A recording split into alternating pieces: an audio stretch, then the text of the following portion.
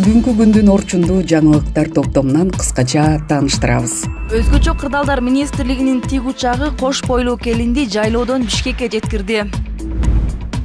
Селден улам Баткен районунда өзгөчө кырдаал жарыяланды. 25 жаштагы Айтургандын өлүмүн милиция териштирип жатат. АКШнын союздаштары Байдендин шайлоодо жеңишке жетерине ишенбейт. Канайым Айгүл Жапарова Беларуска барды. 6 айда Орусиядагы 5000ге чукул мигрант эмгек министрлигинен жардам сурап кайрылган. Быйылкы ажылык сапар учурунда 13 өзбекстандык каза болду. Өзгөчө кырдаалдар министрлигинин тиг учагы кош бойлуу келинди жайлоодон Бишкекке жеткирди. Кош бойлуу келин Базаркоргон районунун Арстанбаб ата айыл өкмөтүнүн 30 жайлоосунан Бишкекке тиг учак менен жеткирилди. Бул тууралуу өзгөчө кырдаалдар министрлиги билдирди. Алардын маалыматында 28 жаштагы келиндин абалы оорлоп, жардам сурап кайрылышкан. Келин Борбордогу төрөт үйлөрдүн бирине жеткирилди. Булак репортер KG.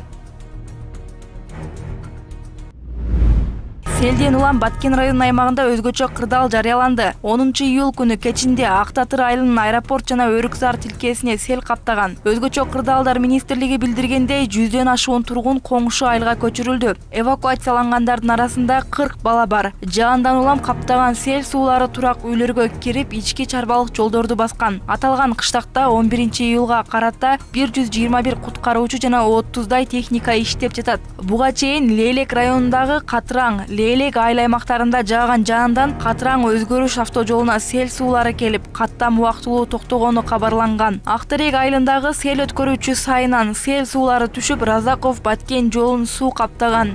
Унааларга каттам ачык. Расмий маалымат боюнча Кыргызстанда быйыл жалпысынан 230дан ашуун сел жүрүп, андан 17 адам көз жумган. 10 чактысы балдар, селдин чыгымы 170 миллион сомдон ашкан. Булак Азаттык KG.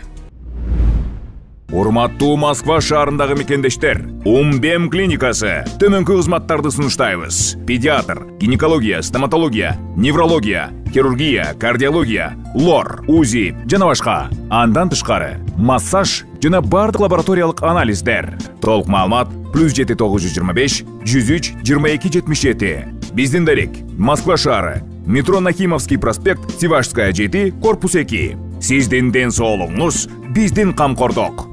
25 жаштагы Айтургандын өлүмүн милиция териштирип жатат.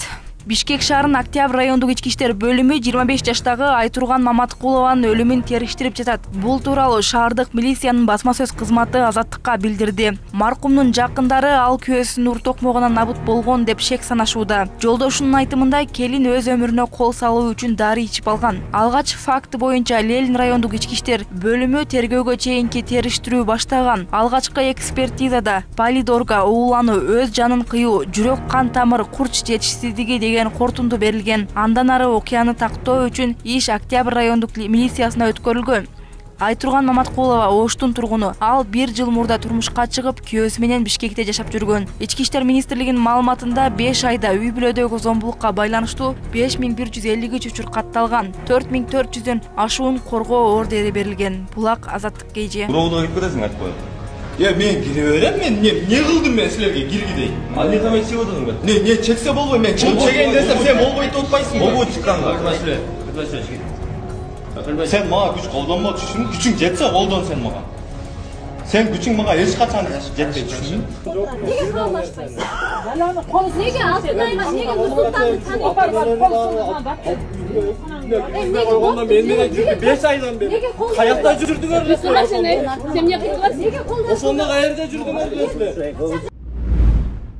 АКШнын союздаштары Байдендин шайлоодо жеңишке жетерине ишенбейт. Эксперт НАТО мүчөлөрү АКШ блокто башкы орунду ээлегенинен улам да президенттин саламаттыгына каттуу түйшөлүп жатканын айтты. Вашингтондо өтүп жаткан НАТО саммитинин катышуучулары АКШ лидери Джо Байдендин абалына тынчсызданып, алдыдагы шайлоодо жеңишке жетерине ишенбей турушат. Бул тууралуу Евразия Групп аналитикалык борборунун президенти Ян Бример телеканалдардын бирине маек куруп жатып билдиргенин РИА Новости жазды. Саммит катышуучуларынын пикиринде Байден дагы 4 жыл иштей албайт. 4 жылды кой, шайлоо кампаниясын тыңдап өткөрө аларына күмөн санап жатышат деген Брамер. Анын айтымында саммитте баарлашкан өлкө башчыларынын баары Байдендин акыл эсин начарлагандыктан шайлоодо ийгиликке жетүү мүмкүнчүлүгү кыйла төмөн экенин белгилешкен. Көбү президенттин бир айтканын улам кайталап, көптөн бери билген кишисин тааныбай калган учурлары арбын экенин кошумчалашкан. Эксперт НАТО мүчөлөрү АКШ блокто башкы орунду ээлегенинен улам да Байдендин саламаттыгына катуу түйшөлүп жатышканын айтты. Союздаштар бийликке Американын альянста болушуна каршы чыккан Дональд Трамптын келишин чоочулап жатышат. Брамердин айтымында Байдендин ден соолугу боюнча маселе улуттук коопсуздук менен байланыштуу болуп турат. Түндүк Атлантика альянсынын кезектеги саммитин Вашингтондо 9-июлда башталган. Бүгүн жыйынтыкталат. Күн тартибинде блоктун Киевке аскердик жардамын каржылоо жана координациялоодогу ролун күчөтүү, Россияга каршы туруу үчүн жамааттык коргоонун жакшыртуу жана Батыш менен Кытайдын каршылашуусу тереңдеп жаткан маалда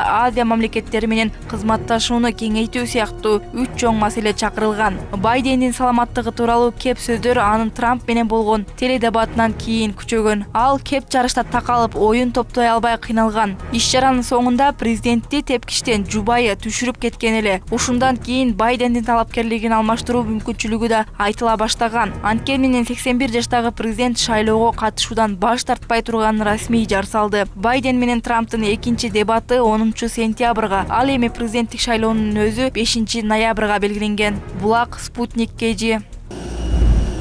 Канайым Айгүл Жапарова Беларуска барды.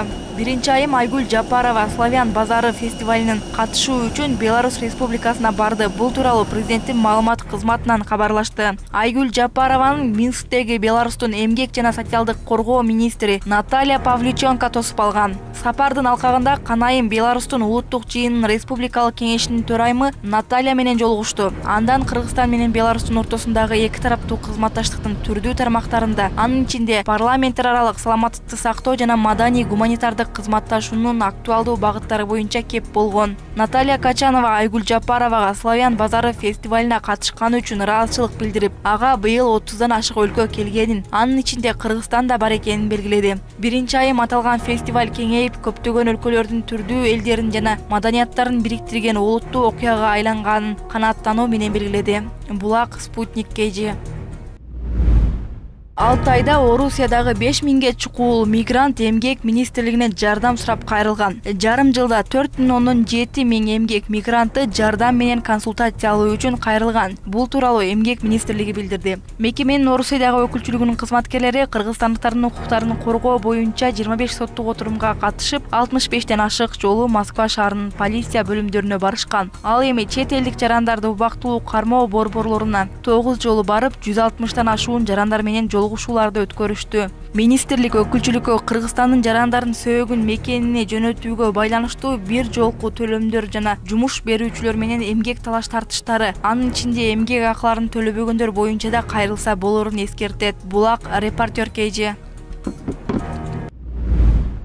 Каналдан сөөгү табылган келиндин өлүмү боюнча дагы эле төргөө бүтө элек. Чоң Чүй каналынан сөөгү табылган 19 жаштагы Асель Жанарбек кызынын өлүмүнө байланыштуу кылмыш иши дагы деле тергелип бүтө элек. Бул тууралуу Репортер KGге Чүй облустук ички иштер башкармалыгынан кабарлашты. Алардын айтымында экспертизалардын жыйынтыгы чыга электен тергөө иши кармалууда. Эскерте кетсек, Кант шаарынын тургуну Асель Жанарбек кызы 15 февралда жоголуп, анын сөөгү 18 мартта Чоң Чүй каналынан табылган. Ал 2 ай мурда турмушка чыккан. Милиция келин дайынсыз болгон кезде адам уурдоо фактысы менен иш козгоп, сөөгү табылгандан кийин да беренени өзгөрткөн эмес. Булак Репортер KG. Быйылкы ажылык сапар учурунда 13 өзбекстандык каза болду. Быйылкы ажылык сапар учурунда ысык аба ырайынан улам Өзбекстандан барган 13 зыяратчы каза болду. Бул тууралуу өлкөнүн мусулмандар дин башкармалыгы билдирди. Маалыматка ылайык, каза болгон жарандардын курагы 52 жаштан 74 жашка чейин, алардын 6сы аялдар. Азырынча Өзбекстандын расмий бийлиги ажылык сапарда көз жумган өзбек жарандары боюнча эч кандай маалымат бере элек. Буга чейин жергиликтүү басылмалар Сауд Арабиясында өзбекстандык 10 зыяратчы каза болгонун кабарлашкан. Жалпысынан быйыл Өзбекстандан ажылык сапарга 15 миңден ашык жаран барган. Сауд Арабия бийлигинин маалыматына караганда, быйылкы ажылык сапары учурунда ысык аба ырайынан улам кеминде 1301 зыяратчы каза тапты. Алардын баарынын сөөгү Меккеде жерге берилди. Өлкөнүн саламаттыкты сактоо министрлиги каза болгон зыяратчылардын 83% каттоодон өтпөгөндөр экенин билдирген. Быйыл Меккеге жалпысынан 1,5 миллиондон ашык киши ажылык сапарга барды. Сауд Арабиянын улуттук метеорологиялык борборунун маалыматына ылайык 17 июнда Меккедеги чоң мечиттин көлөкөсүндөгү абанын температурасы 51,8 градуска чейин жеткен. Булак репортер КЖ.